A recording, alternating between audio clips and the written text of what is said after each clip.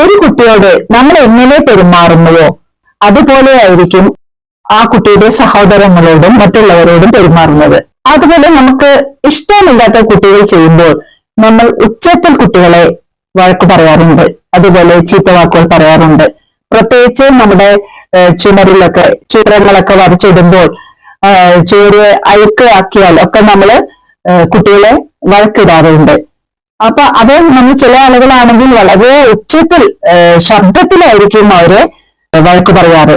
അപ്പം അത്തരം കാര്യങ്ങൾ ചെയ്യുമ്പോൾ അവരെ ഉച്ചത്തിൽ വഴക്കിടാതെ അവരോട് സൗമ്യമായി നിന്ന് ചുവര് കേട് വരുത്തരുത്, അത് അഴുക്കാവും എന്നൊക്കെ ഒരു സൗമ്യമായ രീതിയിൽ കുട്ടികളോട് പറഞ്ഞ് മനസ്സിലാക്കി കൊടുക്കുക അവരെ.